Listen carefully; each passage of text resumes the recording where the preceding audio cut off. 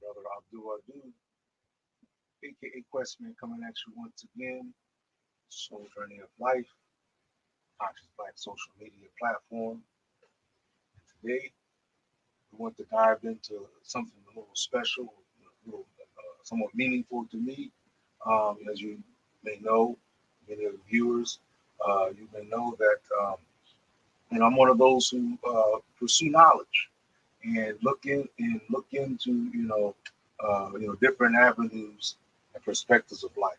One of the avenues of knowledge that I find most of great importance to me is dealing with ancestry, dealing with the knowledge of from where we've come, who our people were, what kind of things they used to do, how did they live, and so on and so on. To me, this is equally important as the type of knowledge we get to prepare ourselves for the future.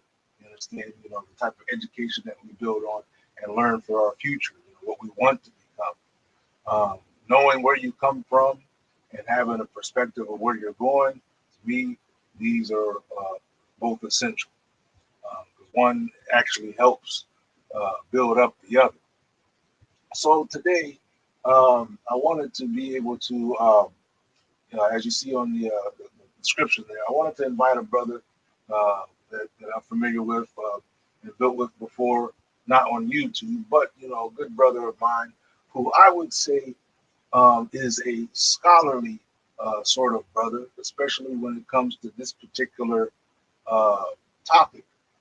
This is a brother who's endeavored and traveled and actually went about on fact finding efforts, so to speak, when it comes to exploring our ancestry. So not only is that something a feature of the brother, but another feature is that we're both kindred. We're both of the same nation. You understand? In other words, our genetics are closely related to so to speak. Before we begin, let me present some quick reminders. As you will know, and I know that this is not the usual time that I do my lives, but I wanted to make sure I was able to collaborate with the brothers, so we had to negotiate for time frame that worked for the both of us, and here we are.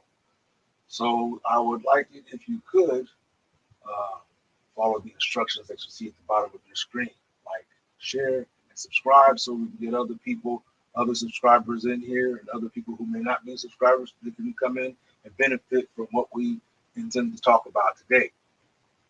Um, I want to remind you, as I was saying, of events that are up and coming. In particular, I'm talking about April 8th through April 10th. And that is the Conscious Camping event that we have scheduled for that time. And you still have yet an opportunity to reserve your registrations. Let me go ahead and show you the screen for that so you can know what I'm talking about. There's many ways you can find this. You can see this promo on my IG account, but you can also give me a second here. You can also see it on my on Soul Journey of Life directly. So here, as you know, this is the shops, Soul Journey of Life. We go there. And by the way, make sure you check out those new items that get updated. Often, as I mentioned to you before, I collaborate with other people, shop owners that are black-owned businesses, and we collaborate with products and whatnot to be able to provide these varieties of essentials, natural products for the family. So make sure you check out the shops and you can get your hygiene here. Get your essentials here. You understand? And support a black-owned business endeavor. Of course, the standard platform is Soul Journey of Life, and if I show you the flyer here real quick, we go check out the flyer.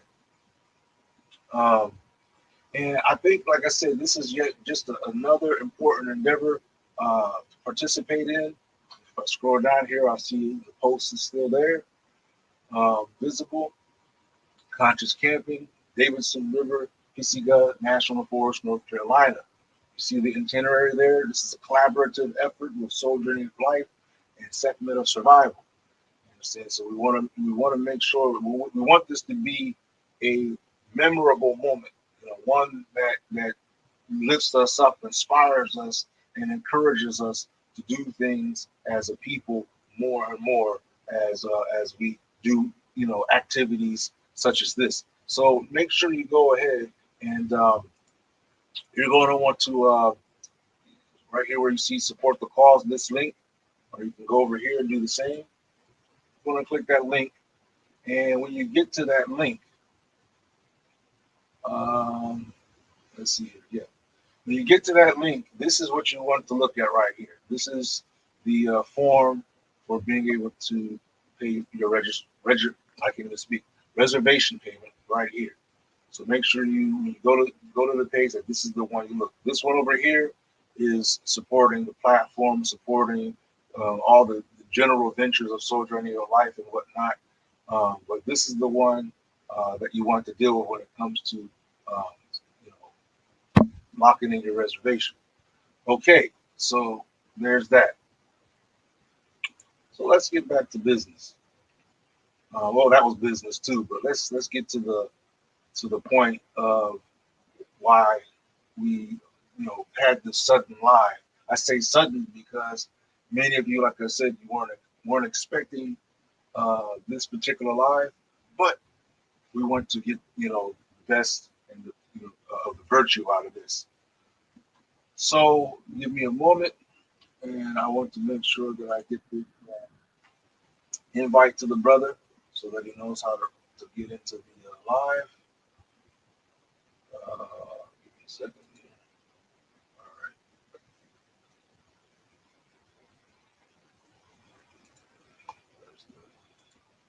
Yeah, okay.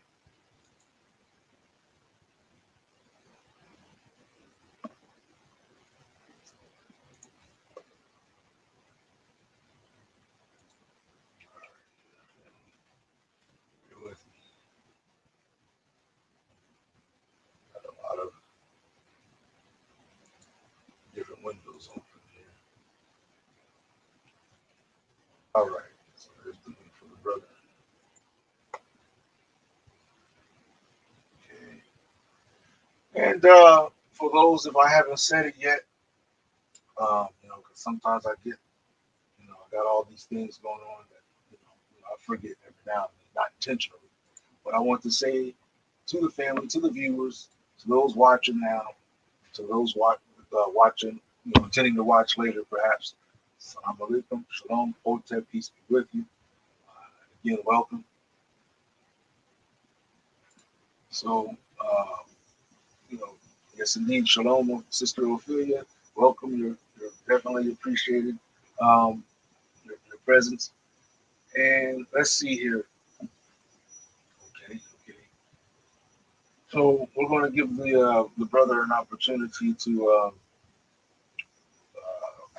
come in, and while, like I said, while we're waiting for to do that, again, as I mentioned, this brother has traveled. He's actually went to um, you know the land of where many of him and myself's ancestors um, live to this very day.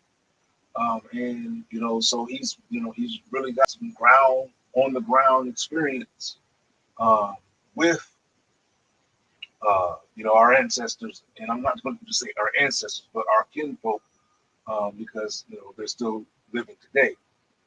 Yes, indeed. Greetings, Violets. Welcome. So let's see. Hopefully, he's able to get in without too much of a problem.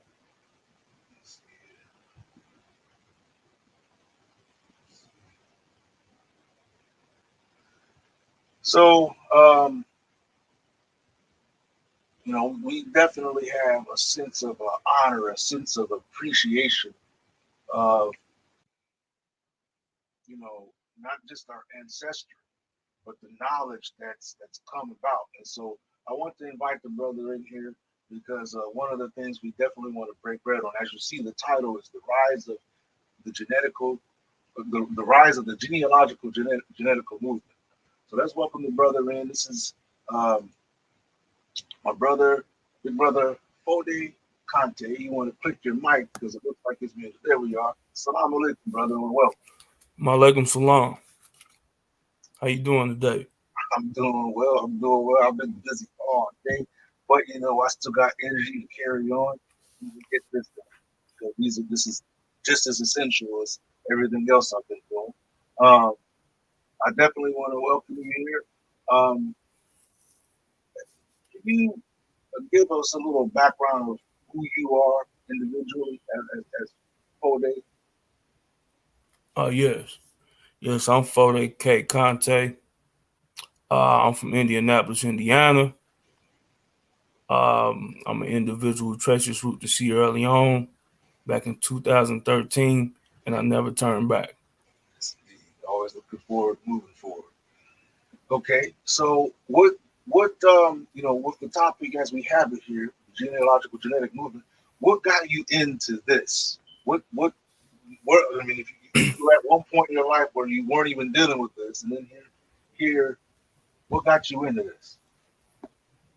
Okay, well, I'm a kid from Far East Indianapolis, Indiana, and I came across some chain of events that changed my life, and I started dealing with the Hebrew Israelites and several other little conscious groups around the city about 12, 13 years ago. And, it kind of opened up my mind and want to know something about my personal ancestry, where I come from, and have something tangible. And I said, as soon as I got the money up, I was going to take me a DNA test. And that's what I did. I took my the paternal test in 2013. It came back and came back as that I share ancestry on my paternal line with the Temne people of Sierra Leone, and immediately from that, I began to engage. I had to go find my people, where my people at. So it's just so happened that at that moment that one of my good friends, one of my best friends from Liberia, used to carpool with me at work, and he was like, "Man, one of my neighbors is from Sierra Leone. They want to meet you." So I dropped him off one day. His neighbor came out. The brother's name is Dawood Tunkara, one of my good friends. Love him to death, one of my brothers. He came out. He was like, "I tell you what." Now, mind you, it was in March. So Sierra Leone's Independence Day is April 27th. They was having a Independence Day celebration in the city at Eagle Creek Park, and they invited me out. And from that time I went to the park, these people never let me leave. Even when I tried to shy myself away from them, they was calling me, hitting me up, "Where you at? You our brother." And I've been a registered member of that community, which they have an organization. It's called the Organization of Sierra Leoneans in Indiana, where I'm from. And those people, they family, straight up, hands down, love them to death. So that sparked my you know, wanting to know was me, you know, tracing my roots. So, and with that in 2013, I came in contact with a sister who's by the name of Naja. She had an organization called Acro that I became a member of, and then she changed it to DNA Tested Africans, and I was one of her administrators over the Sierra Leone community. And this is when my organizing started. See, they didn't have a Temne Facebook group on Facebook, so I created one, and I began organizing, reaching out to other African Americans who trace their roots to Sierra Leone in general, and you know, other people. And from that, you know, we started to build. That was in 2013. I had my first conference call in 2013, organizing. Some of the people who was on that call in 2013 were some of the first people to ever go to Sierra Leone with me on the trip. You know, so, and you know, with that, you know, with tracing your roots, like I mentioned, that Sister Naja, she has the DNA Tested Africans organization. She also set up different platforms for people of African descent who have traced their roots through DNA to connect with one another, who has similar ancestry for countries or, you know, particular groups and things like that, cultural groups. So she set that up, and the only way you can get into these groups and organize if you actually took one of these DNA tests yourself. Right. So like you have a with certificate. that, the African ancestry, shout out to Rick Kittles, Gina Page, and the whole African ancestry family. Shout out to Ty. They had they wasn't on Facebook then. They had a platform called Hoopla. I was in the Hoopla making all kind of noise. So two of my closest brothers and sisters who went with me to Sierra Leone the first trip, met them in Hoopla. We was organizing in. And with that, you know, you couldn't get in the Hoopla unless you took the test. You couldn't get in any of these groups unless you took the test. With that, you had all kind of festivals and stuff going on. People were going to naming ceremonies, meeting up, going to genealogical events. People found out that they were blood relatives. People were doing genealogy research. People were finding out that they share ancestry with certain groups of people. They were taking, you know, the African Ancestry.com test. They were taking Ancestry DNA, 23andMe. They was on GEDmatch. People were finding biological African relatives on the continent. And this has been going on for years. People have been going back and forth to these places. And one of the first groups of people, even before 2013, who was going to the continent, who traced their roots, I think these people went with the Arc Jammers and Gina Page and them at that time. It was in Cameroon. Cameroon kind of sparked off I want to say the massive amount of the accepting of brothers and sisters from the diaspora home. And it's still going on. Those brothers and sisters are still going back, having naming ceremony, the T-Cars, the Bebelikis, and all those groups in Cameroon. You got the Mafa, the Masa, those different groups. You got African Americans, Afro-Caribbeans, people living in the UK. The whole diaspora tracing their roots, going back to these places. And it's organic movement. And we all was socializing with each other, even meeting up around the United States and things like that. Those of us that were here, like I said, they were having festivals, naming ceremonies and stuff, and we began to build bonds with each other. And this is how this movement sparked. And the first sister that I know that was giving like tours, she was going to different places over Africa, but the first place I knew was Cameroon, because she's a Cameroon herself, was Ada Onogo Brown with Roots to Glory Tour. She was actually going to have a trip going to Sierra Leone back, I want to say 2014. I'm still on the email listing for that group, but we end up not being able to go because of the Ebola outbreak. Right. So with that Ebola outbreak, with that, when it ended, I was like, look, man, I'm going to Sierra Leone. You know what I'm saying? Yeah. And there was a brother who came on my first conference call in 2013, who I met in the DNA Tested Africans forum by the name of Harold Hillary. To me and him began to bond. He was a Gullah man from down in Georgia. And you know, me and him began to bond, and he, you know, he knew some people that was living in Sierra Leone. And the reason I chose for those people to host me is because they knew Harold Hillary. Me and Harold Hillary had connected, had a bond. Rest in peace to her, Hillary. Okay. He opened up some doors for me, and you know, from that I went to see her early on in 2016. I came back, mind you, we was already organizing, so it was so easy to get my brothers and sisters and say, let's go back. Those who was able to go. So then 2017 we go back again. 2018 we go back again. Timeline. 2019 we go back again. It was easy. Well, let me ask you this, okay? I remember that, if memory serves me correctly, I met you through, when I had gotten my African ancestry certificate and whatnot, and then, announced it on the African ancestry group. I think I met you through that, right? Yes, And then yes, from indeed. there, we ended up building with the family, through the Facebook medium. Now, Mhm. during that time, where were you at as far as um your involvement, because from what I can see, I mean, you were heavy in on the outcome that African ancestry was presenting with not just us, but other ethnicities that were, finding their ancestries and ancestry results and whatnot. And it seemed that to me that you were very supportive of each outcome, regardless of the nationality, but you were Yeah. very supportive of each outcome. What was going on there? Well, brother, it ain't me by myself. There were Right. other brothers and sisters who was involved with that. You got my brother Michael Kwesi Mitchell. He's Hmm. real strong in helping brothers and sisters who trace their roots to Cameroon. Okay. Anybody need any information, anything like that, that was the go-to man at that time. Still the go-to man. He's Yeah. gonna make sure whatever you need gets done. Him. I got my brother Yo Matuma. He's doing things down in Gabon. We got several people. We got the Mende Bonda group. They Okay. doing several things. You got the Bemaliki Toe GM Nation. Shout out to my brother Prince Jamil. You got Baja Brasa.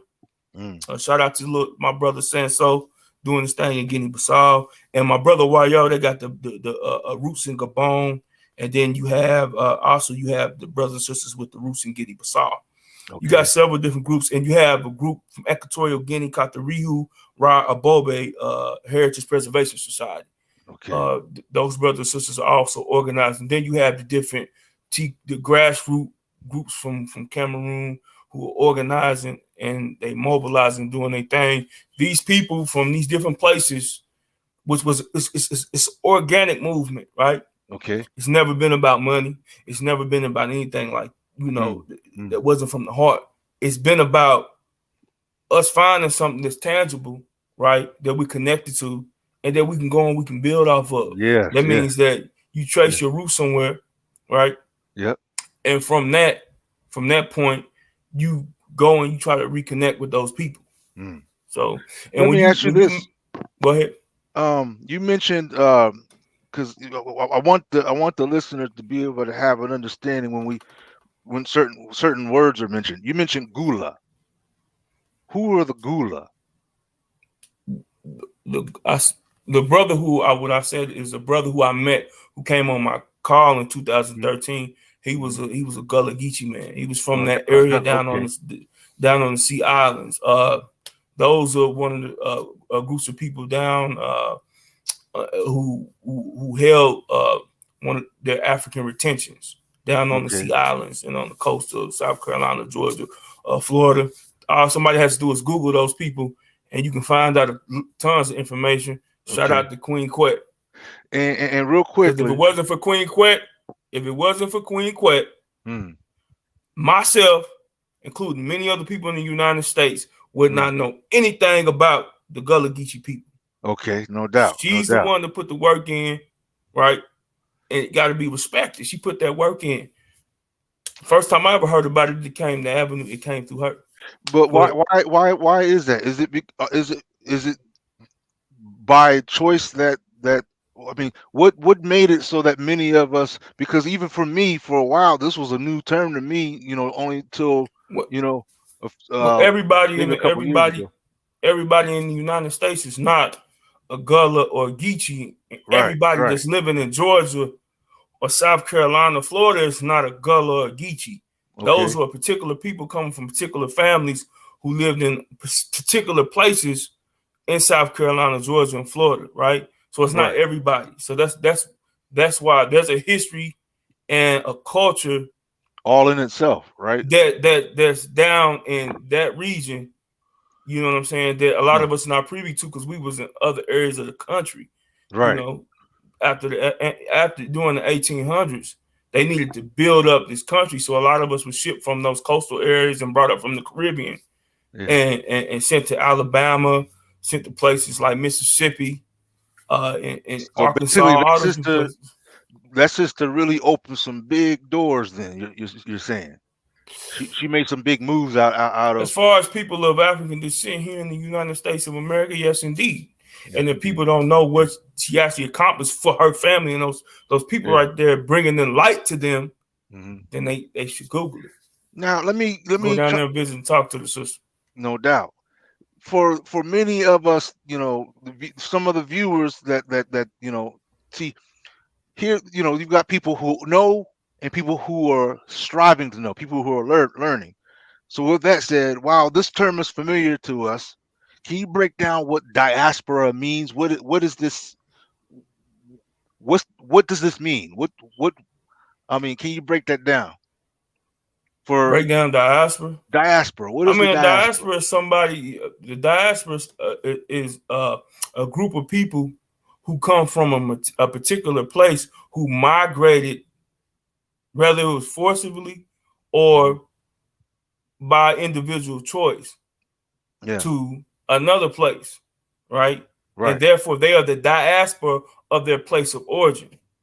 So, meaning that people like us, you Yes. understand what I'm saying? We are people that are coming from the African diaspora. We are part of Okay. the modern African diaspora. So that's basically anybody that descended from Africa that's not actually living in Africa right now. Diaspora is a word, so it's not specific just to people of African descent. So Okay. it's anybody. We are people of African descent, so we're part of the African diaspora. When you say the word diaspora, you can have an Irish diaspora, you can have a Jewish diaspora, you can have a Scottish diaspora, a British diaspora, you can have So an Arab when we're diaspora. saying it, are we meaning the same thing that is meant by some who used the term Pan African? Pan Africanism is something totally different than saying Okay. Okay. diaspora. What's the difference? The difference. Yes. Well, people got to know how Pan Africanism,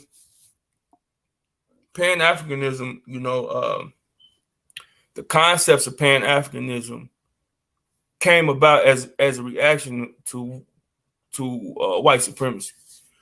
Okay. This is where you get Pan Africanism. Like you got your Alexander Crummell's or Robert Delaney's. These people, right? And there were people before them that had to come together and work for the good or the betterment of people who were coined Negroes or people of African descent at that time, right? Okay. So all those people came from different nations, right? They came from different nations. They spoke different languages. They might have had cultural similarities, but cultural differences as well. Different religious views. Yes. So, in order for them to come together and work for the betterment, living over, especially here in what we call in the diaspora, then you have to, they decided to put some of that aside to come together, right? Which Okay. end up, um, which end up in the result of what we had today. And Pan Africanism evolved from those first generation of people that was promoting Pan Africanism, and then you go down to the Honorable Marcus Mosiah Garvey, Yes. Yes. right? And those brothers and sisters, and many people were probably who we don't know that was involved, that had something to do, that didn't have that fame, that had a voice, or their voice wasn't heard publicly, that had something to do with trying to get people of African descent to come together. Okay. Let me ask you this then, because now this brings me to some of the things that we see, you know, prevalent in the community of our time. You mentioned that in your journey, one of the paths that you encountered in your life was your association or your learning from the Hebrew Israelites, right? Those Well, who call that's what I'll say. At one point in time in my life, I had a relative that was I'm a brother that was trying to portray or live their life in the streets, just like any other young man. right. Many other, not saying any other, but many other young men, right? And I had a cousin that had some knowledge. He's the one who taught me some of that stuff, and I absorbed that knowledge, but I didn't stay there. You understand what I'm saying? Like So I that was like grew. a stepping stone. Yeah, it's like a stepping stone. I didn't stay there. I grew. Like I The said, re- I go ahead. the reason why I asked that, because I'm like I said, for the listeners, my objective is to break down terms and concepts and experiences that many of us that have been raised in this land have gone through. Many of us have encountered, being amongst the Hebrew Israelites or being amongst, such like that. Another popular body of people or body of collective amongst us, because it seems that as a people we embrace a lot of things. You understand that are that some are popular and some, we may not, it may not be so known. One of the things that's been rising up is, some people, their association or identification with being Native American. Now, and then you've got people who will say, well, their genetics or their ancestry goes that way, and some of them will be adamant about not wanting to be associated with Africa. You understand? Well, I'll tell you this, okay? Hmm. I'm not gonna get into the Hebrew Israelite thing, right? There's enough people on Yeah, social media doing that. yeah, I yeah. would say this to so-called black Negroes, people living in the United States, because I've asked this question several times. You know, you got this nuance out there that we are all indigenous to the Americas, Yeah, and we are all aboriginals and stuff like that. But the question I have to ask is this: somebody to provide information right. from the 1500s, right, Hmm. to the 1800s, which is the 16th century to the 19th century. You had many prominent people classified as Negroes in Hmm. this country, and they wrote autobiographies or they had people writing about them. Okay. And many of those people identified who they were, what happened to their people, and they actually specified them coming from particular African ethnic groups. Like Alexander Cromwell was a Temne. If I'm Hmm. not mistaken, Robert Delaney was a Kissy. The list can go on, and we Yeah. can break these individuals down. So if most African Americans or people on this side of the world or aborigines or indigenous to this part of the world, Mm. why was no prominent Negroes? Not one prominent Negro, person classified as a Negro, Yeah. right? Why Yep. did they not write about their experience of them being, right, Yep. aboriginal to this land, being here already, right, Okay. and talking about their situation and when it happened to their people? Okay. Okay. And you have to provide the information on that, because we got several people, like I said, who stated who they were and where they came from. Mm. You know what I'm Okay. saying? Because I haven't found that information, and nobody from that particular community who has that thought process has been able to answer that. And I'm not saying that that you don't have people of color, people who are classified as African Americans today who do not have Amerindian ancestry, because there are those who do, Right. right? Okay. But to go around saying that this is most African Americans, this is where we come from, we ain't this and Right. that. Putting This everybody in the same box.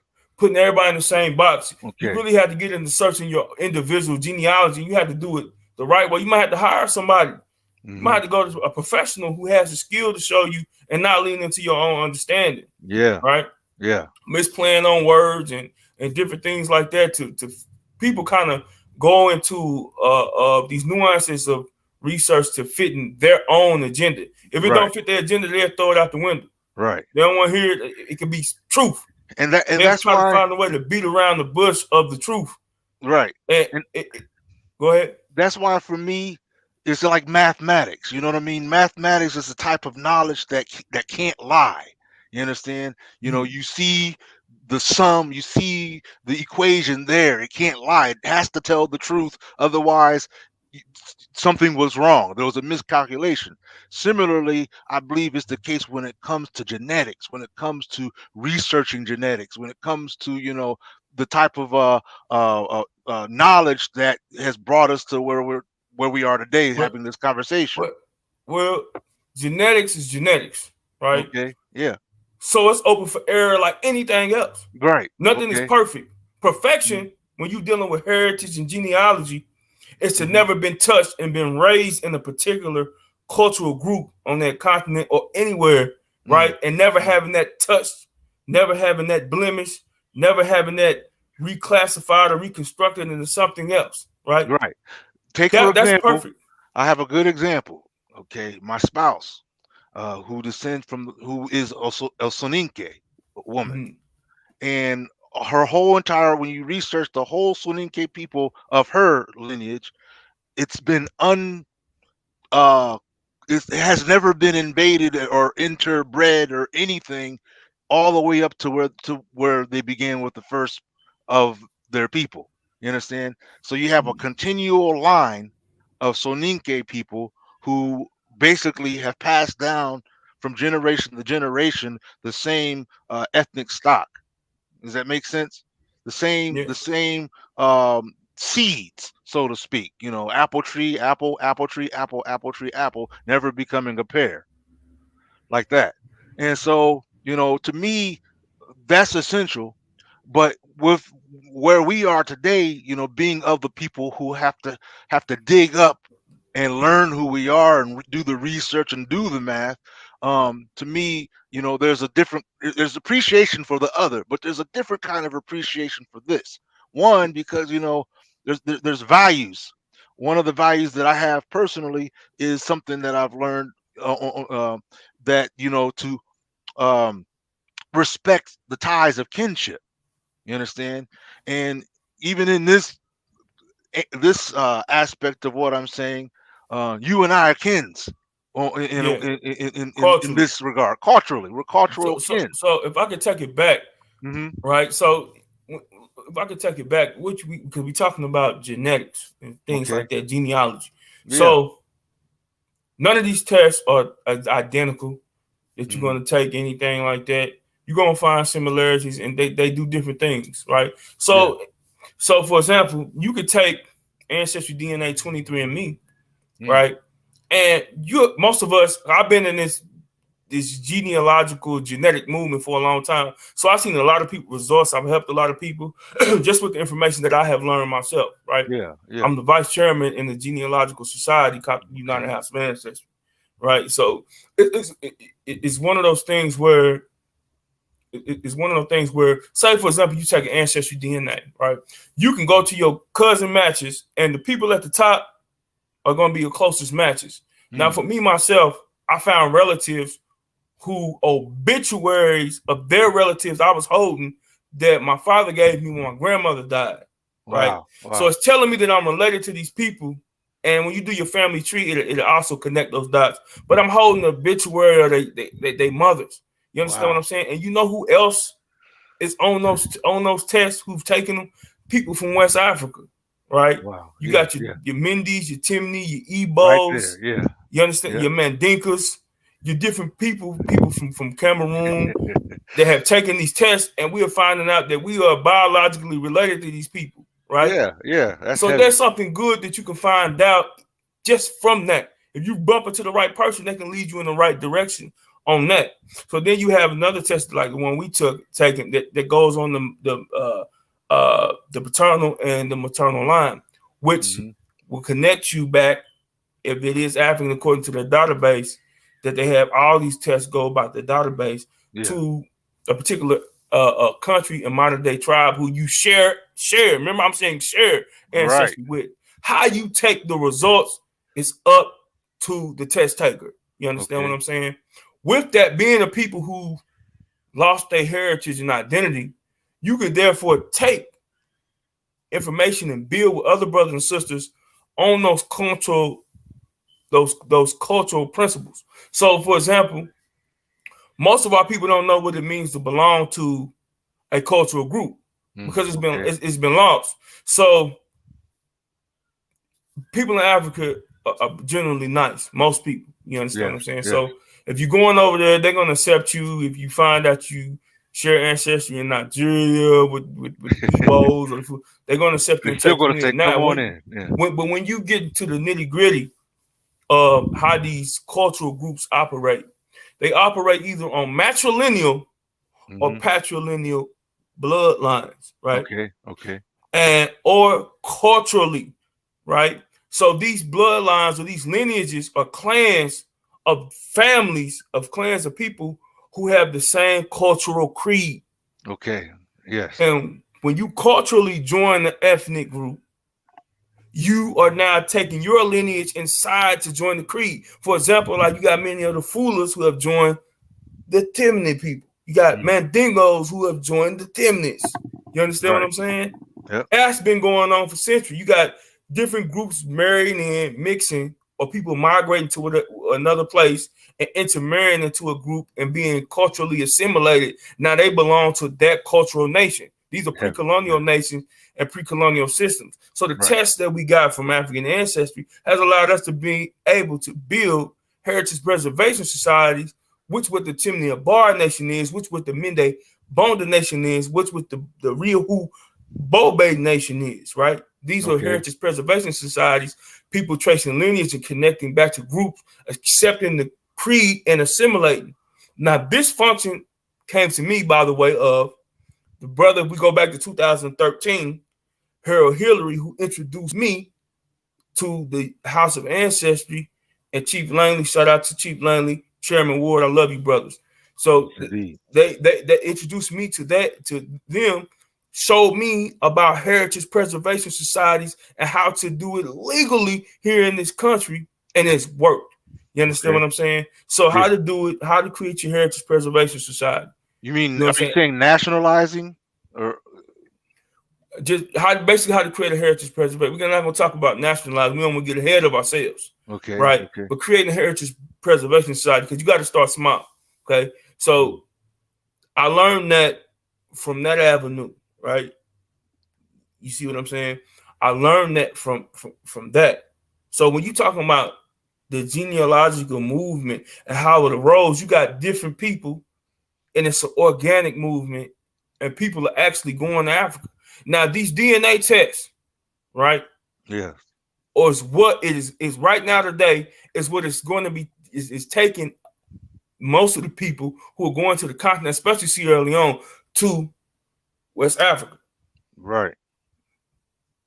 Or anywhere, West Africa, wherever these people are tracing their roots. And these people that came out of this movement come from all different walks of life. It's not a Pan-Africanist movement, even though there are people within the movement who have Pan-African elements. Okay. You got Christians, Muslims, you got people who live alternative lifestyles. Everybody's tracing their roots, and people are going back to discover, because we are fascinated with it, something that we have found out about ourselves. And there's nothing wrong with that, but it's the organic portion that people got to understand, right? Because it's not, we didn't start the repatriation of back to Africa movement. That came from your RBG groups, that came from your Pan-Africanist groups, right? Yes. But we're a different breed. We got people from Pan-African, we got people from all different walks of life, right? So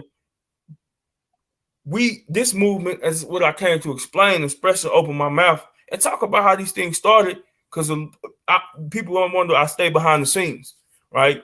So you reached out to me. So I said, well, let's talk about this. It's time for me to open my mouth. I'm behind the scenes, but I made some major chess moves in this game. Right. Yes, no I'm doubt. not a No doubt. YouTuber. I don't do YouTube. I don't do YouTube. Even I don't promote trips to Sierra Leone. Okay. But I was the one in this generation who first started taking the Sierra Leoneans to trace their roots to Sierra Leone to the country. Right. So it's one of those things that, you know, with me, I like to keep it organic. Okay. You know, so I'm thinking here I'm reflecting upon the different platforms that I did the genetic research, right? African ancestry, uh, what is it? I can't think of the other one. My living DNA. Um, there's about 5 altogether that I was dealing with, and one of the things on at least 3 of them, they have a system where it shows, like for example, my mother has a very high number. You understand? Which clearly we're of the same blood, right? Obviously. yeah. But if you didn't know that me and her were related, and all you had was those numbers are telling you the same thing.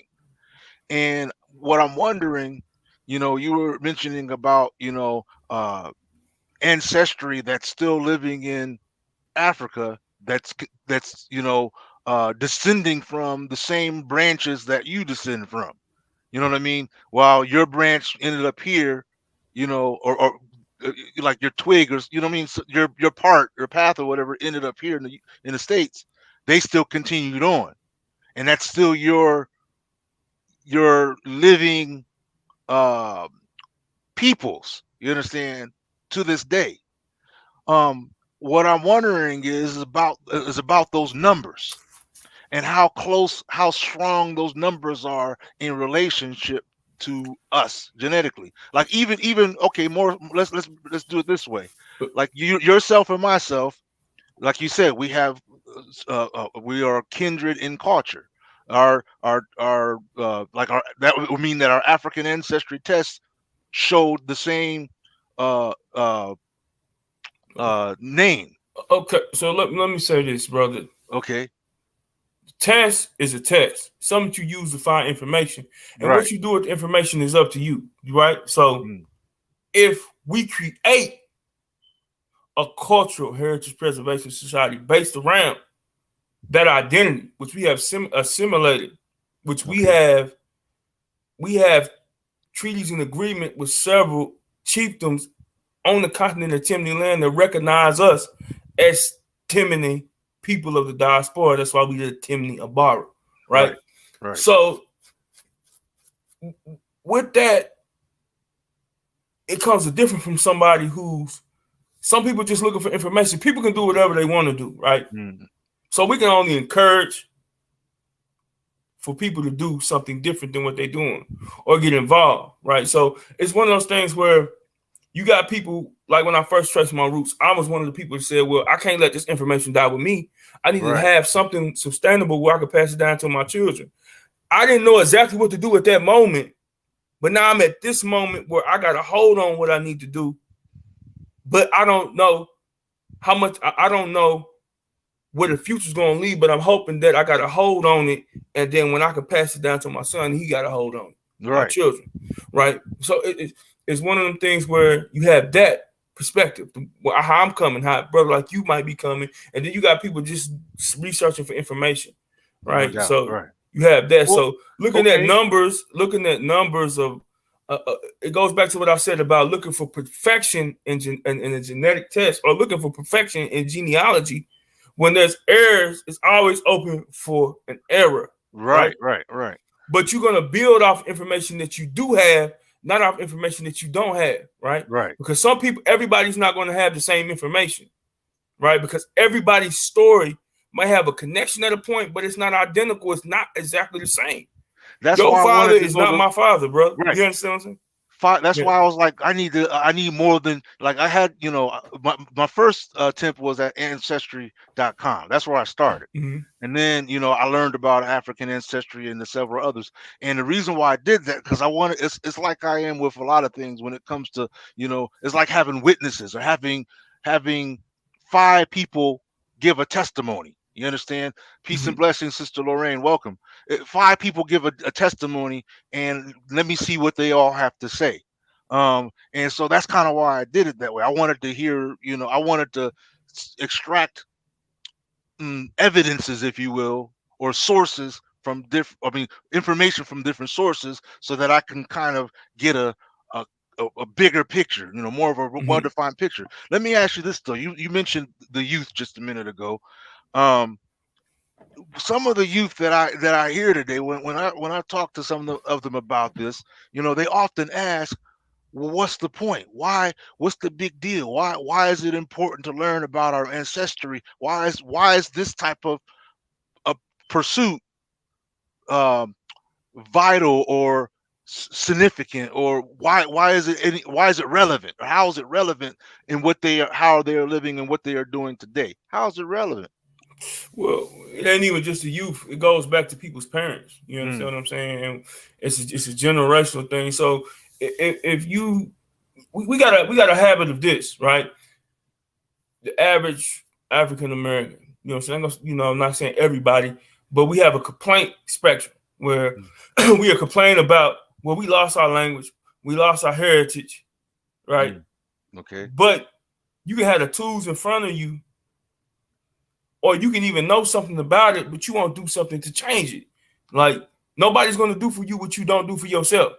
So if you don't take the initiative to preserve and restore your own heritage, right?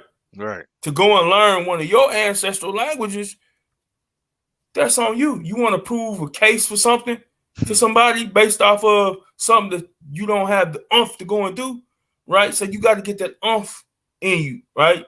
And that's why I'm saying it starts not you at a certain age. If you got small children, very small young children, right? If you teach them a certain way very, very young, they're gonna grow up with that. But at a certain age, they gotta go out into the society, and society is the biggest parent.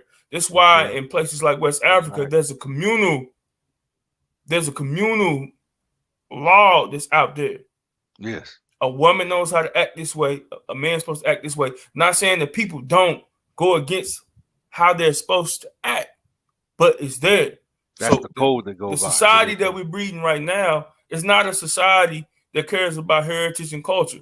We're breeding deaf culture in this country amongst the black community. We're breeding deaf culture. You understand what I'm saying? That's what we have, and that's coming from the entertainment, the hip hop, and different things like that. That's what you have going on, right? That's the monster that everybody's fighting against when you're raising children in this country. And you can't help it because you send them to school with other children if you're not homeschooling. You know what I'm saying? Everybody don't have the opportunity to homeschool. Some people do. Some people have that opportunity and some people don't, right? So, and because some people gotta go to work to make their money. So you might be in a situation where you have to send your children to school with other children, and you don't know how their parents are raising them. Right. You understand what I'm saying? That's why in a constructed cultural group, you got certain ways of life. So if you can reconstruct those ways of life, you can implement them on a communal level, right? Right. And I'm not saying that that's perfect, or there's nothing that there's never going to be something that somebody's going to find a problem with, because nothing in this life, everything in this life is perfect, but it's not perfect how the human mind conceives it, because everything is what it is. You do something, you can't change the past, right? You can call it a mistake, but you made that choice. You understand what I'm saying? So would you say that there's virtue or there's benefit in being amongst your own people? Is that important? Is that the way? There's virtue and benefits of being amongst your own people, and it's also virtue, to go amongst people who are not you. If you're amongst your own people, right, and you run out of water, and you gotta go down here and ask these other people for water, right? Right. but you've been staying to yourself. You've never traded with them or nothing like that. You got to go in there, and they don't want to give you nothing. You got to go and bust them upside the head. War, because it's about survival, right? Or So building bridges. that it's about, you have to. The thing is, what we have to learn is, I tell people this all the time. You ain't got to reinvent the wheel, right? You ain't got to reinvent the wheel. This is something that I was taught, right? You don't have to. By one of my mentors, I was taught you don't have to reinvent the wheel, right? Okay. The pathway for success has already been laid. If there's a system in place, all you got to do is learn the system, right? Learn the system, and where it has worked for others, it can also work for you if you do it the right way. Don't bring your intentions into it. Do it to have it done intentionally right, like it's already set to be done, right? You know, I think that's definitely some powerful advice, because I think when many of us travel to, Africa, we come with the baggage of how we understand the world from the perspective of here. And then when we get there, because many of us don't have a clear knowledge of what we're getting ourselves into, we come with that baggage and then try to manifest that same baggage in that new environment, sometimes to the extent where we have this perspective that the people that we're amongst are less than, or even in some ways inferior to, compared to whatever we think we are here. And so there's a mistake in there somewhere. Am I making? Well, I'm gonna say this, brother.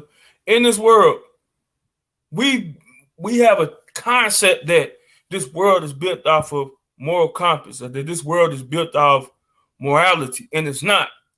It's a dog eat dog world. It always have been. Ain't nothing new under the sun, right? Wow. Yep.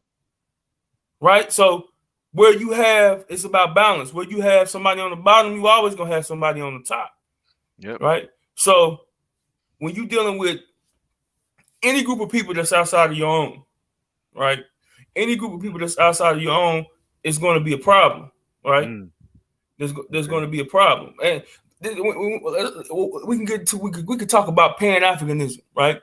Okay. So Pan-Africanism, you start getting groups of people who come from different walks of life or have different views from different groups and stuff like that coming together, and they're supposed to be trying to become one or have some type of common goal, which is nothing wrong with that, right? We can be the Temnes, the Temne Abara, and we can work with them in the Bonda, but we don't have to dig in a business. We can say, okay, well, we want to raise this to help this hospital, and we can do that. We're still letting them be who they are. When you get groups of people to come together and you put some type of leadership over groups of people that were once something else, you're gonna get there's gonna be some friction going on, because everybody don't think the same. So it has to be something where everybody's supporting each other's initiatives. And when somebody doesn't support your initiative, you cannot get mad. You cannot come up with an initiative and get mad because people don't support it, because they're not the ones who asked you to support the initiative.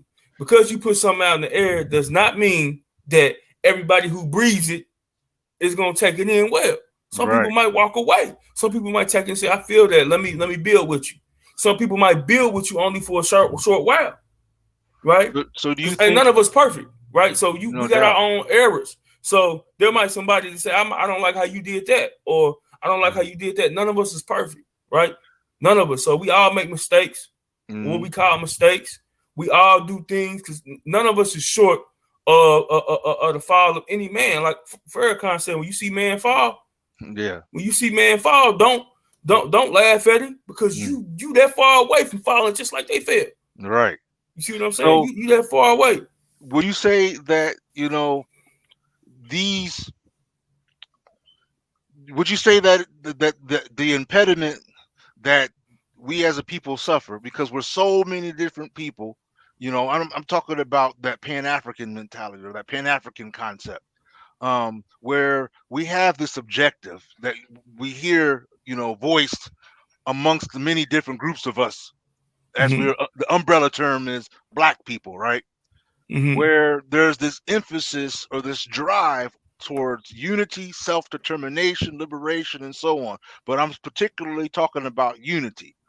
Do you suppose that that those of us who are unwilling, who have this trait of unwillingness to recognize the variations that we manifest as a people, as different tribes, as different nations, as different ethnicities, yet Oh, having oh, similarities?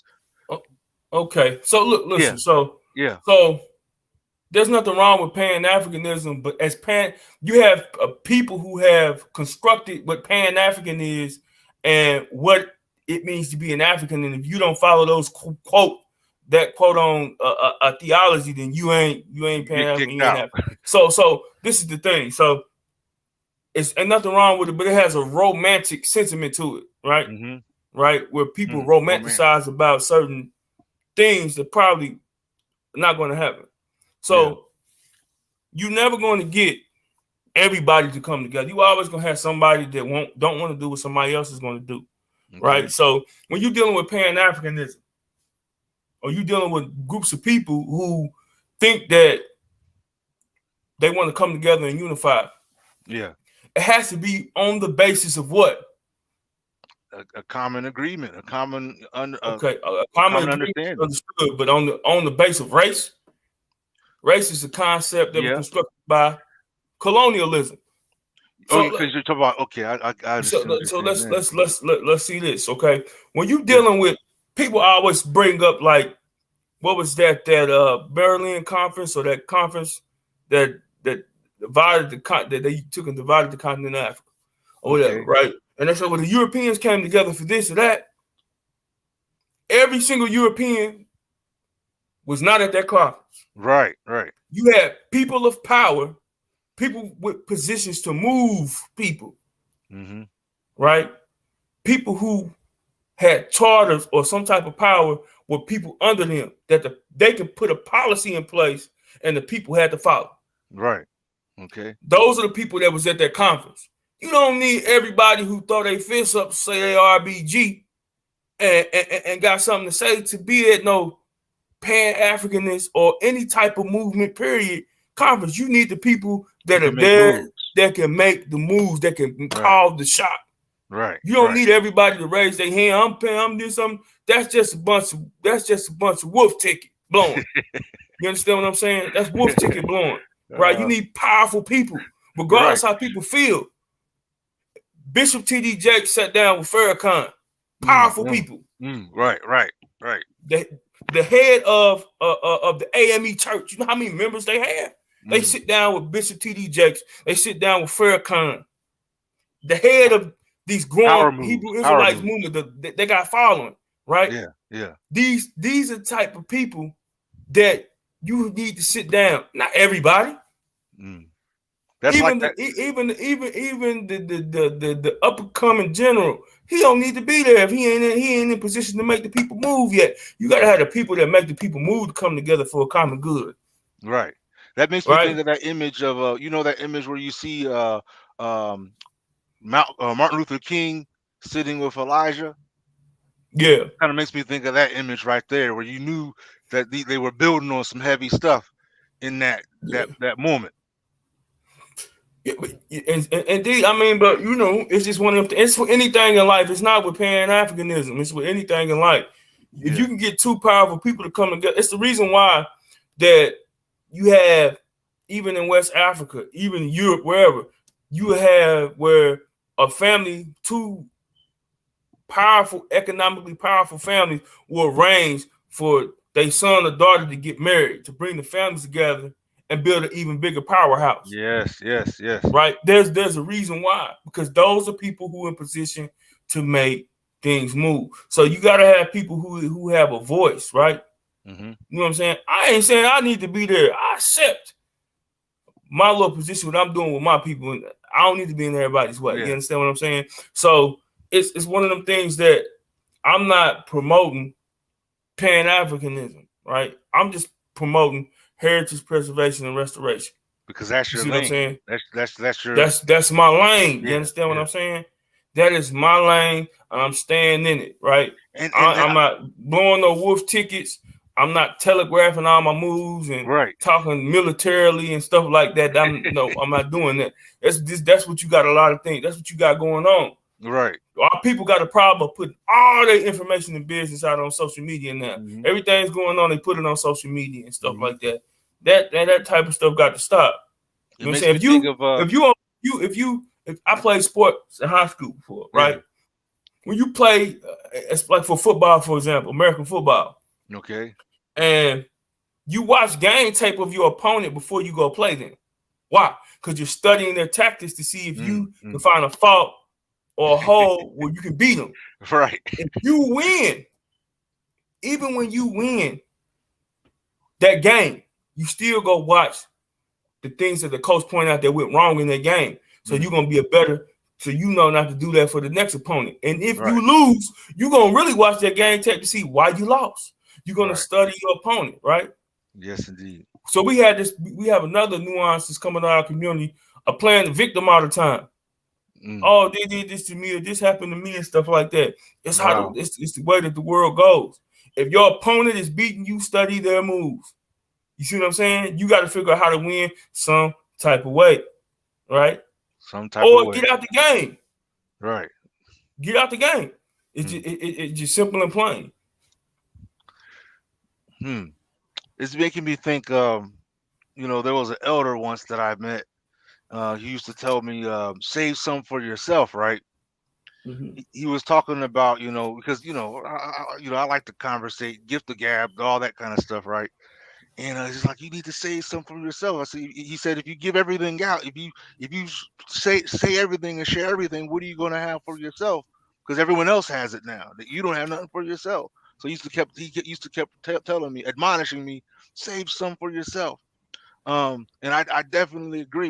One of the things I agree with is the fact that I don't believe that this is the platform for revealing our most intimate plans and ideas. That these are things, when I look at some of the encounters I've had when I was in Africa on the other side of the continent, one of the things I used to see groups of people do is they'd be in circles of their own, and there'd be like an elder or somebody there talking about things. You know what I mean? They're breaking bread amongst themselves. And anything outside of that, that's not where they're heading with that. They're talking amongst themselves about whatever's relevant to them. And I think that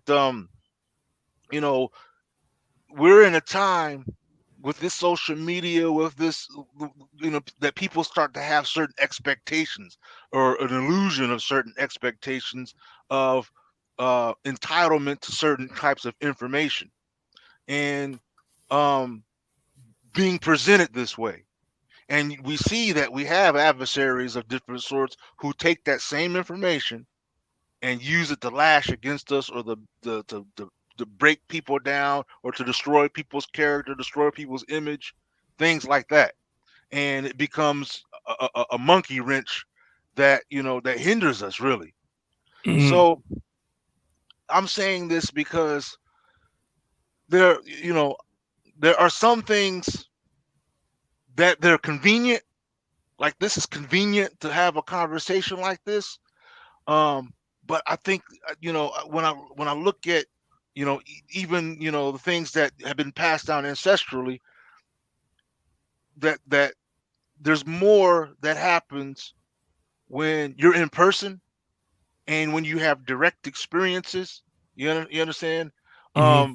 Versus scanning on YouTube or searching on YouTube or Google. We're in a different time, but it's like I think that when people find that they're on the same page, when you're on the same page and you recognize that the ones that are with you are on the same page, you have to kind of work with that. And I want to use this biblical example because for some reason I keep thinking of this example when it comes to this. And that's of Abraham when he was leaving Chaldea. The prophet Abraham, he had those who were with him, those who were of his people, and anything outside of that was irrelevant to him. And he told those who were with him, like, look, this is our way, this is our code, this is our protocol, this is how we operate. All you men get circumcised, all you women is like this. If you this isn't what you're on, then you guys can basically burn it up. go your way. But this is us right here.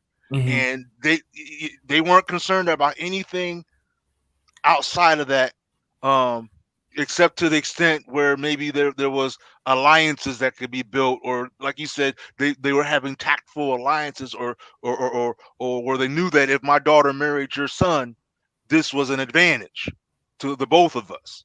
You understand? Something like that. Strategic moves, as opposed to the aimless endeavors that many of us are caught up in today. You ask people, well, what are you doing? And they really don't know. Why are you doing that? And they really don't know. And to me, the pursuit of understanding who you are ancestrally and present, and that what you hope to become in the future, this is of utmost importance. You know, you understand? This is, I mean, otherwise, why exist? You Indeed. understand? So I want to bring up a point you was talking about social media. Yeah.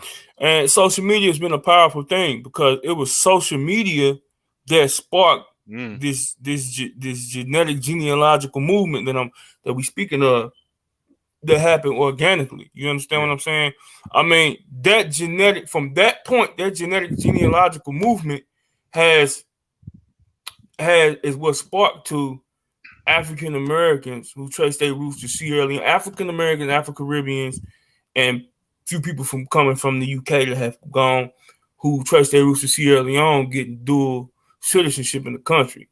Why Yes. am I going to speak on this? Because I was there from the start. You understand what I'm saying? So Hmm. it's one of those things that, as I'm explaining, me myself, we was told to put a petition together during the last regime in Sierra Leone, and we did. And they ended up getting a new regime coming in. And Wow. there was one of my sisters, one of my good friends. We actually kind of found out we was related. Named Shavonna Frazier. I gotta give her a shout out, right? Because she went to Sierra Leone with this group called Tourism is Life, the Okay. man's travel. And we were there at the same time. We had already been going to Sierra Leone. It wasn't about citizenship. We wanted it. We had already been assimilating in the families and stuff, and going around the country doing grassroots work and stuff like that. Right. But they went in and we revamped the petition that year. I went in 2019, took it down there. My passport says 2019.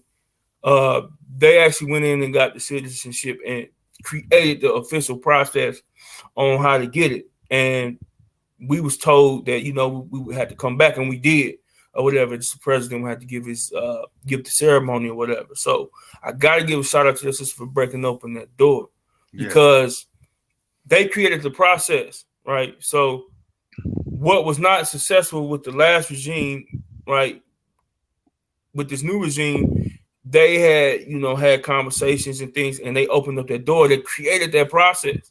Yes. So after that, I was able to come in with my people. They know some of the people that were still in the government at that time.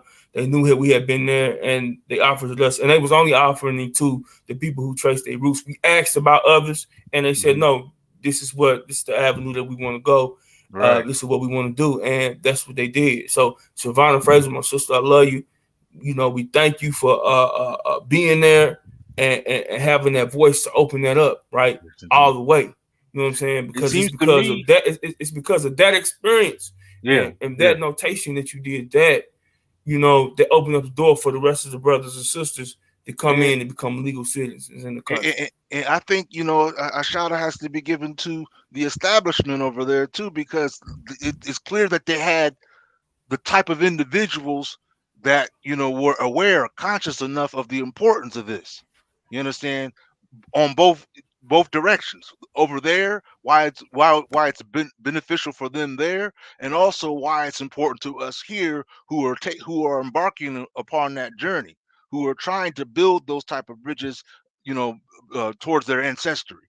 So yes, indeed, salute to the sister, but also the establishment there, because when you look at the world today, where there's so many elements in many of the establishments abroad, where there's motives, You understand? Objectives, agendas that may not be in sync with what they say. You understand? It's good to know that there's people who actually have a mind for us. You understand? For this interest. I want to go in a different direction here real quick. Bring it, on ground level just a little bit. Earlier, Okay. you mentioned naming ceremonies. Can you break Uh-huh. that down for us? Naming ceremonies. Which ones? They've been going Well, on let's let's for a let's very long time, let's you deal know. with our own culture, the Temne way, as you've learned it. But it's kind of like in Sierra Leone in general. They have like a general one. Okay. Uh, where you get the imam. Well, you get a group of people who uh they kind of do it like they do when a new child is born, right? Mm-hmm. You get rice flour and you get cola nut, right? You gotta and you go get an imam. The imam come say his prayers and then announce the child's name and the family, the people who's there. They have like a little pool near the door where they have a little party or whatever. But you eat their rice cake and the cola nut, and it might be some libations poured. It might be depending on how the celebration goes or whatever. But it's rice cake, Mm. cola nut. You got different things. So you got some people that went and they actually got to set up under the Campolone tree or Okay. whatever, and they had some things done to them and stuff like that or whatever. So you got different avenues, but the traditional ways, you got to have that imam, you got to have a rice cake and the cola nut. They wear the same SOB and stuff like that. For You know people what I'm saying? who like about our age or whatnot, or younger or older, give or take, who are upon this path, who are embarking upon this path, they're trying to tie things together, and they come upon the way where they're saying, you know, the I'm a part of the Timnic culture, and I'm interested in the naming. What's the importance of the naming anyway? What's the important what's the importance about Oh, that? well, okay. Well, um, What's in the your name? name signifies the cultural group that you belong to. You know what I'm Mm, saying? Any of these cultures, your clan, and different things like that. In Sierra Leone, they have the Torma or Ntorma tradition, what's a okay. namesake tradition, where a lot of times people are named after somebody prominent, somebody in the family who might have passed or Mm, whatever. And for example, if a woman was named, I'm gonna use if a woman's grandmother's name was Kadiatu Senko, mm-hmm, Kadiatu Senko. So say if that person has passed, she was a big person who was born at a certain time or whatever, doing whatever, and his child was born at this time, and they name and the child was coming up, then they can name the child after that grandmother. It could have been a great grandmother, and okay. all of that ancestor who passed children is going to call that child mother or grandmother, Mm-hmm, right? So that's the namesake tradition that they had, right? They keeping the ancestors alive with that. That's really one of the main wow. naming ceremony besides going in society getting a bush name Okay. A inside the bush name. country. I know A well, bush name? we're not gonna talk about that. Okay. Okay. Right? Yeah. When you went to Sierra Leone for the first time, what were some of the things, like if you could mention, like, list five key things that stood out to you during your first few days? What would they be? Uh, I mean, how much similar we are. One, Mm, there's no mm, way that a person can go to Sierra Leone, and I'm not talking about in Freetown. You know what I'm saying? I'm talking about in the village, in the cut of the thick of the. You have people coming out the bush, coming out of the woods from working or coming from the farm in the village, and you see your auntie and be like, "Oh mm, my God." My mouth was dropping everywhere I was going. I was seeing people that looked like my kinfolk, back Wow. home, people that I know, and if you never been to the South of the United States, where most people of African descent live, Mm-hmm. then you might, but even if you go to the same main cities, you're gonna see people. But going to that South, especially growing up in the South, down in Birmingham, Alabama, in the summers where my mother's from. You Okay. understand? So that was the thing that blew my That's it. mind. You know what I'm saying? And I went to the club once, and it was people who had one gold tooth. They wearing Jordans. They had ball caps. I thought I was in the hood on 42nd Street back home at the Yeah. club because they was playing hip hop. Man, I couldn't really tell no difference. There's some differences, but the demeanor of the people themselves, I knew that these were my people. The way that Yeah. they act, Yeah. the way that they carry themselves and stuff like that. Like I knew that we come from this area of the world. The way we Like these is look, your our people. demeanor, the Yeah. way that the Yeah. women are built. You ain't gonna find no woman nowhere near on the planet on the earth built like our sisters that ain't Right. mixed with us. You Right. understand what I'm saying? I ain't never seen a Mexican, no disrespect to the Mexican brothers and sisters, who Mm-hmm. don't have any African ancestry, Mm. who built like our sisters. So when Right. I go to West Africa and I see how the sisters is built, and I see our sisters over here how they built, I'm like, what Yeah, I more do you understand. need to say? You understand what I'm saying? There's only particular groups of people built like that on the planet and Right. has that strong future the way that these sisters are built, man.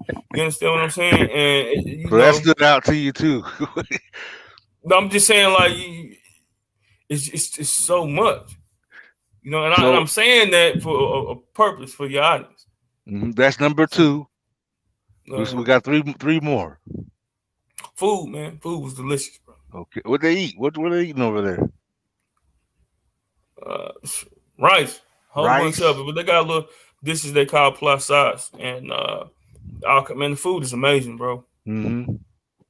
Is that there's like I know in like Nigeria they have this jollof dish. Is that something that's West Coast? Jollof rice is not originally Where's that? from Nigeria. Right, right. Jollof rice comes from the Senegambia, Ah, right? really? That's a dish that comes from the Senegambia.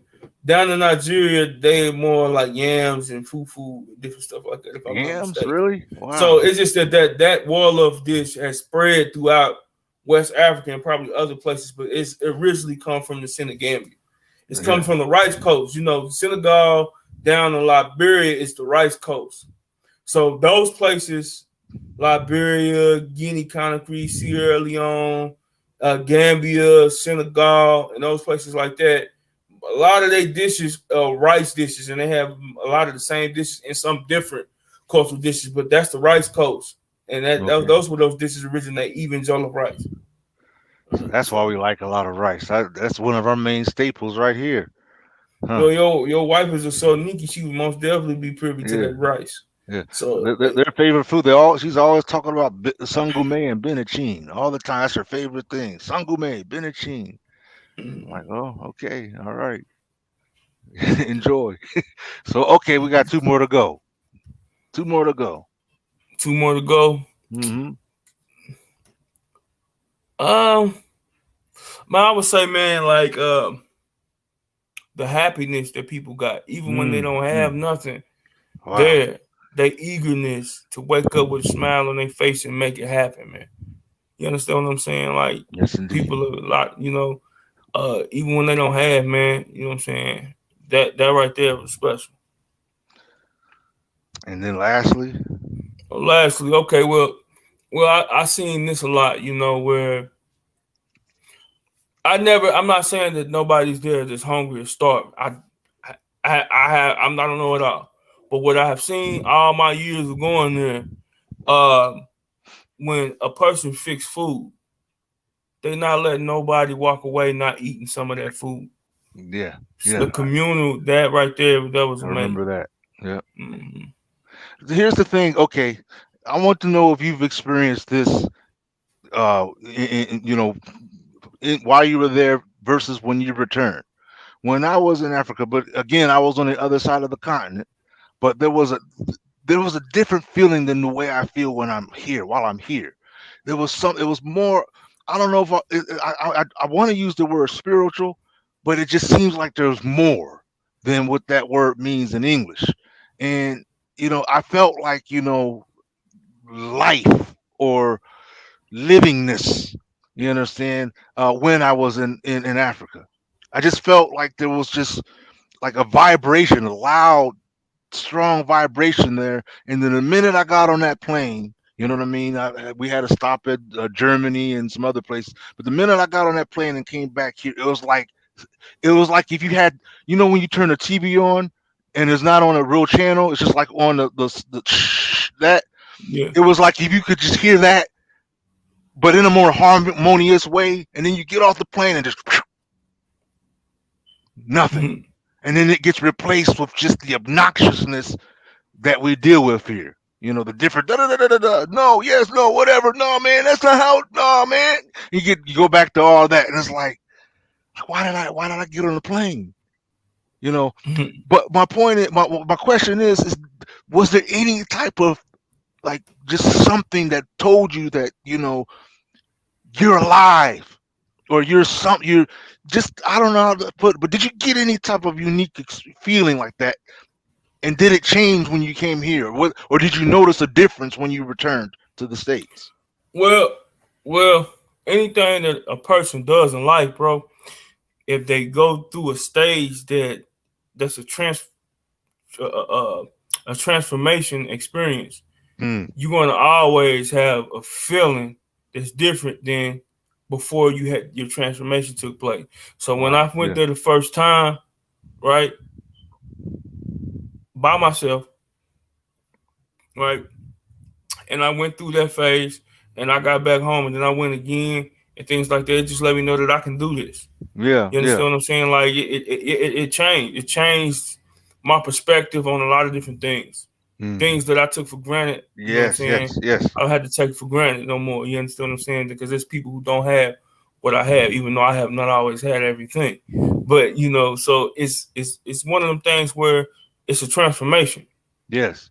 You know. Restoration of a person's heritage is a transformation. Yes, indeed. And I want to try to share something with you because I feel like I experienced that kind of transformation both inwardly and outwardly. Even my whole voyage to Africa was very like just it was just there was a lot of special elements. Leaving Ohio, going to New York. The JFK, off to Ontario, off to Istanbul, and while in Istanbul, I literally stayed there for an entire day, and I was able to go up to the Masjid Sultan Ahmed on the top of the hill in Istanbul, took pictures and everything, and met certain brothers, certain individuals of the faith. I'm talking about when I'm saying brothers, Mm-hmm. and just broke bread on some heavy levels in ways that I never got to do while here. It was just like a whole nother something going on. We even bartered and went, got them to bring down the prices for some items I was buying. And then on the way to Jeddah, on the way to flying over Ethiopia, you can see, because the plane starts to descend where I was going, Djibouti. It starts to descend as you're flying over Ethiopia, and you can see the ground, Mm-hmm. the richness of the soil. It just, Mm-hmm. the whole trip was just like, it was like one after the other. It was like just pieces falling into places, eye-opening moments. And I'm talking about not worldly eye-opening moments, but more of a celestial way. But anyway, I just felt like my presence there. It was very intimate in a divine sense, very special, a very special experience. And Well, I don't want to say I don't want to say anything bad about my experiences here. It's just that it was hard well, for me to. It's harder for me to. It's like it's more of a test.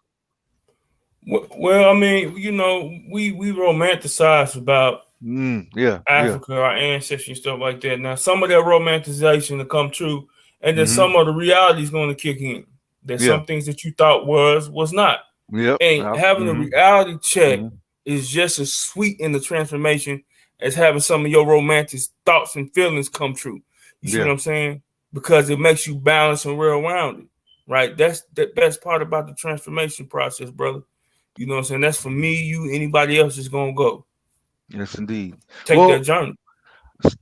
you know, and that journey, that's what makes, like I said, is that's what makes life worth living. That's what Mm-hmm. gives me any kind of meaning to any of this. Otherwise, it's like we're just stagnant, just existing for what? You have to travel. You Indeed. have to get out there. You What I got want. Go ahead. Go you ahead. got any more questions for me before That's I what I was gotta? going to say. I saw the moving around. Here's what I wanted to say. I want to allow you the opportunity to say a final something to the viewers. That can tie into all this. What can you offer as a final closing comment? So my final comment is: what is freedom to the Negro? What was freedom to those who were first brought here to this hemisphere? Right? Those people belonged to specific pre-colonial nations. They had a language and a culture. Right? Hmm. So, what is freedom to the Negro? To me, freedom for our ancestors was to go like you came, right? Yeah. To go like you came. So that can't happen physically because you can't change the past. It's already happened. Right. But you got avenues you can get into, right? That can help you reach back and grab pieces of information that was taken from you and your family, and not just let that information sit with you, but to do something with that information. That's why we're talking about heritage preservation and restoration, Yes. right? You have to have that. You have to have that. Build, pass it on down to your children, right? Learn those languages and those cultures, assimilate, learn some of the cultural values that we lost. Some of the many things you'll learn that we had it here at a particular time, but has faded away over time, right? Yeah. But let's take a hold on that. Let's get that back and let's push forward. I'm not here to tell anybody what they need to do. I just hope that conversation inspired you to, look into what's going on with this genealogical genetic movement, No organic doubt. and love peace. That's how it sprung up. Many people involved, many different groups of people involved, people organizing, people coming together, right, on the basis of their ancestral and cultural roots. Yes. Remember, these are cultural groups, Mm. right? We have to bring back what it means to belong to a cultural group based on clanship, like our ancestors did. Yes, indeed. Yes, sir. Well, is there any like information you'd like to offer as far as like whether it be contact or reference, um, t- that if Well, anybody has further I'll information say to put. this. Um, a lot of brothers and sisters contact me based on uh, I get people sent to me about taking a trip to Sierra Leone. There's several groups of people going.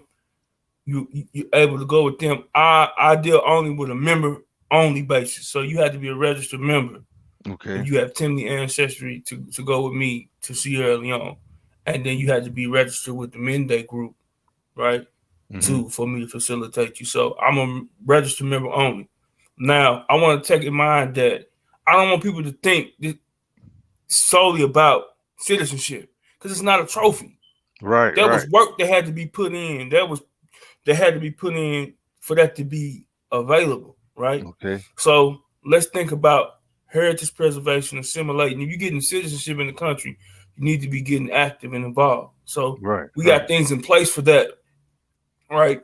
So that's why you sign up to be a member. That's when your facilitation comes. If not, then I'm not going to facilitate you, right? So if Okay. anybody wants to contact me, I'm on Facebook, Okay. Foday Conteh. So is But it if, okay if if I anybody put? wants to contact me, if anybody wants to contact me based on certain different avenues of tracing your roots and stuff like that, I'm so, I give you a little time. I don't charge people to come and talk to me, so you come and talk to me, and I give you some time. And you know what I'm saying? I hope I can put you on the right path. I've been doing it for years, right? Okay. I'm not here to charge people or take advantage of people Would you when like they come to if test I their put roots. Yeah. your details, your Facebook link in the description after this live? Yeah, no problem. You can do that. All right. But if they not friends with you, they're not gonna be able to send me a friend request, and they can send me a message, and then probably come through my message request. I'll get it. I'll check Mm, it out and look at it. okay, okay. Hmm. We'll see how we can work that out. If there's if there's a will, there's a Even way. if somebody contacts you directly and they want to talk to me, Hmm. or they want to talk one on one, just you reach out to me and we'll have a conversation. Cause see now I'll be honest with you, I mean I haven't really used Facebook like that much anymore. Most of my contacts is direct, like uh Telegram or um, WhatsApp or something like that. It's just all Well, you direct. got my phone number. I'm on WhatsApp. All right, You I know. got. Okay. Well, it was definitely a blessing that that you were able to come here on this live, and I'm hoping that the viewers that have been watching and the viewers that may watch later, because I end up with viewers that wait until later, and then you see the numbers starting to rise. Like, where were these guys? Where were these people? 100 people viewing. Yeah. Anyway, like I said, it was a blessing. You understand, because for me, I think these are you know, for me, the pursuit of knowledge in general is sacred. You understand? Yes, indeed. Um, but in this particular lane, when it comes to ancestral knowledge, when it comes to cultural knowledge, restoring, the putting the missing pieces back together again, reassembling things to get a full picture. It's wholesome. It's uplifting, and it motivates a person to be more, to manifest more of who they are. You understand Hmm. that knowledge of self thing. Um, you're definitely welcome to come if you have anything new that you want to share another time, or something that you want to break bread. You're definitely welcome to come and share it with us here. This is the Conscious Social Media platform, so that's what we do here. You understand? Is Okay. break bread and build knowledge. That's what we do. We don't get into all the riffraff. I often tell people that new folks that come up in here, I said we on some conscious stuff over here. We ain't trying to dump on nobody. We ain't trying to chop anybody down. We trying to build and ascend. Hmm. That's it. Um, 100. so yes, indeed, peace and blessings. I know you got to get your rest, or got the things that you got to do, and I got to do, the same myself. But until we meet again, until we, cross paths again, I definitely greet you with salam alaikum, and pray that your day Alaikum remains salam. blessed. Alhamdulillah. Take care, brother. Okay, bro. Thank you. Mhm. So there we are, family. That was our live for today. One of the things, like I said, I emphasize heavily, you understand, knowledge, and sometimes the most virtuous knowledge that you could never get, the most beneficial knowledge that you could ever get, comes from sharing experiences one another. Many of us, we want to sit there, argue and debate and vain about just the the the dusty things of life. You understand? When there's so much that could be had, we could be building strong bonds, strong ties. You understand? Just sitting, sharing experiences and building on those experiences, not just in vain, not in vain at all, but for the purposes of reconstructing ourselves, rebuilding, what matters to us. You understand? And keeping it there. Everybody doesn't have to be on board. We don't have to sit there worry about who's not with us, who's not convinced, or who's not approving of us, or whatever. Leave that to them. Leave that to them. We've got work to do as a people. If you're about what this is about, then that's all that matters. Find yourself amongst those who are also about what you're about. You understand that old saying, birds of a feather. Manifest that.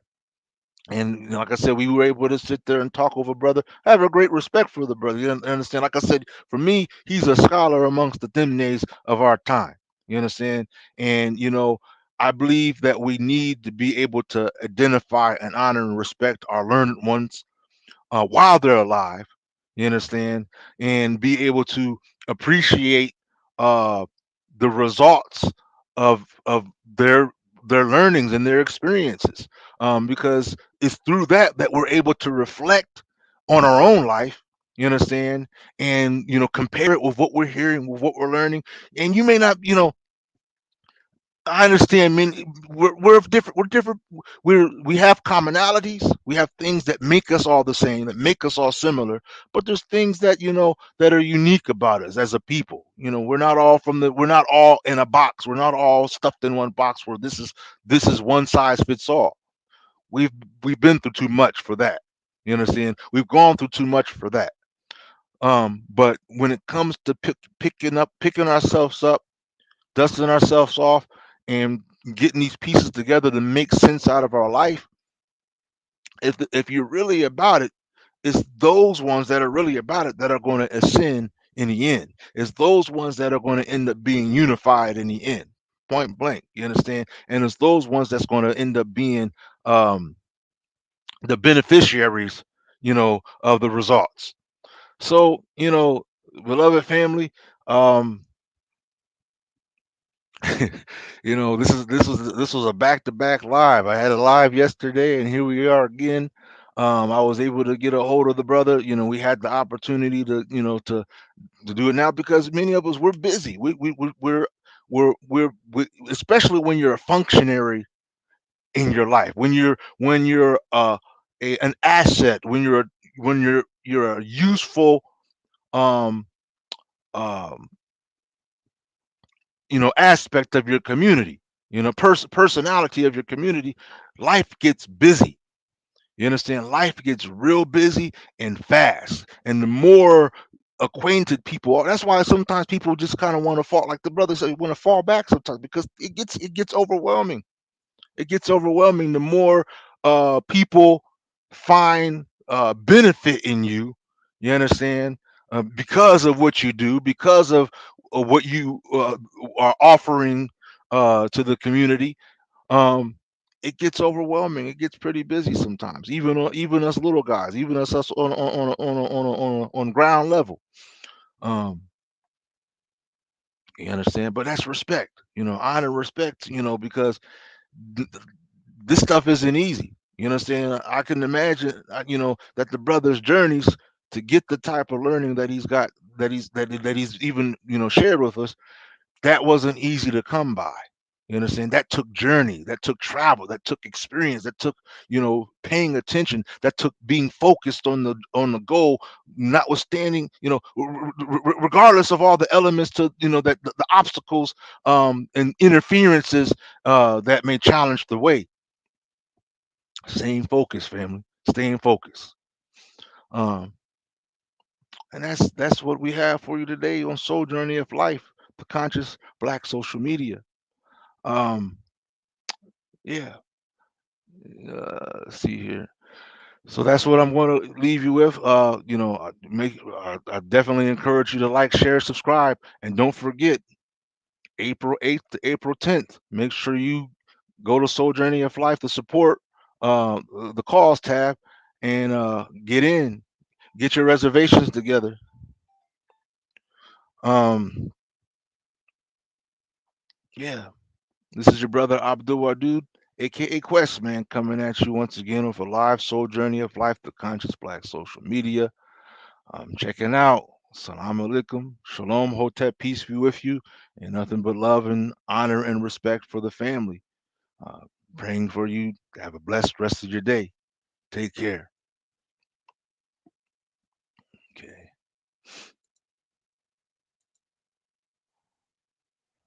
Mhm.